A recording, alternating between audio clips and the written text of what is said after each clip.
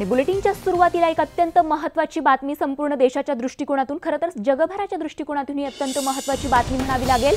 मसूद अझहरला आंतरराष्ट्रीय दहशतवादी घोषित करण्यात चीनने पुन्हा एकदा खोडा घातलाय। संयुक्त राष्ट्र सुरक्षा परिषदेत मांडलेल्या प्रस्तावाला पाठिंबा देण्यास चीनने नकार दिलाय, तर चीनने पुन्हा वेटो अर्थात नकाराधिकाराचा हक्क वापरलाय। फ्रान्सने हा प्रस्ताव भारताच्या वतीने ठेवला होता, त्याला अमेरिका, ब्रिटन, जर्मनी या बलाढ्य देशांनी पाठिंबाही दिला होता, पण संयुक्त राष्ट्र सुरक्षा परिषदेत 5 कायमस्वरूपी सदस्यांनी पाठिंबा दिला तरच हा प्रस्ताव मंजूर होतो आणि त्यातील एक सदस्य अर्थात चीन आहे आणि त्यामुळे भारताच्या प्रयत्नांमध्ये चीनने पुन्हा एकदा अडथळा निर्माण केलाय। त्यामुळे मसूदवर आंतरराष्ट्रीय दहशतवादी म्हणून निर्बंध घालणं तुर्तास तरी शक्य नाहीये, कारण चीनने अशा प्रकारे अडथळा घातलाय। तर मसूद अझहरबाबत चीनची भूमिका निराशाजनक आहे अशी प्रतिक्रिया परराष्ट्र मंत्रालयाने दिली आहे। त्याचबरोबर या प्रस्तावात भारताची साथ देणाऱ्या देशांचे परराष्ट्र मंत्रालयाने आभार मानलेत। पुलवामा हल्ल्यानंतर परराष्ट्र मंत्री सुषमा स्वराज चीन दौऱ्यावर गेल्या होत्या, तिथे त्यांची चीनचे परराष्ट्र मंत्री वँग यी यांच्याशी सकारात्मक चर्चाही झाली होती, पण तरी देखील चीनच्या भूमिकेत काहीही फरक पडलेला दिसला नाहीये। तर आंतरराष्ट्रीय घडामोडींचे विश्लेषक डॉक्टर शैलेंद्र देवळणकर यांनी चीनच्या या खोड्याचं काय विश्लेषण केलंय ऐकूयात।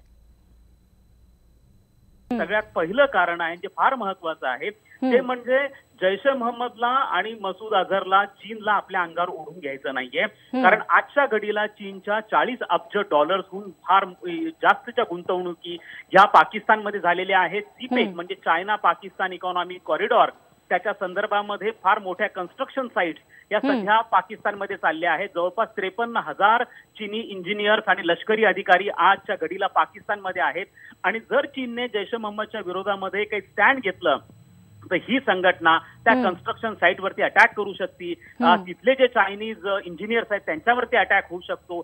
एक प्रकारचं प्रोटेक्शन जैश ए मोहम्मदचं आणि इतर ज्या सगळ्या पाकिस्तानच्या भूमीवरनं सक्रिय असणाऱ्या संघटना आहे ज्यांचं ह्या सीपेकला मिळालेलं आहे, त्यामुळे चीनला यांना नाराज करायचं नव्हतं, हा पहिला मुद्दा।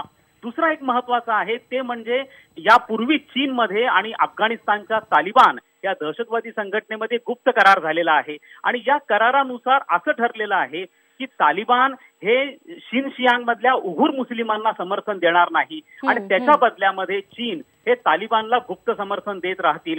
हे लक्षात घेतलं पाहिजे आहे की जैश ए मोहम्मद हा तालिबानचाच एक भाग आहे। मसूद अझहर पूर्वी तालिबानचाच लढवय्या होता, त्यामुळे त्यांना तालिबानला देखील आपल्या अंगावरती ओढून घ्यायचं नाहीये। तिसरं महत्वाचं म्हणजे चीन आणि पाकिस्तान हे गेल्या 6 दशकांपासून अत्यंत जवळचे मित्र आहेत, त्यामुळे पाकिस्तानला चीनला अजिबात नाराज करायचं नाहीये। भारताच्या वाढत्या प्रभावाला रोखण्यासाठी पाकिस्तान हा नेहमीच चीनला मदत करत आलेला आहे।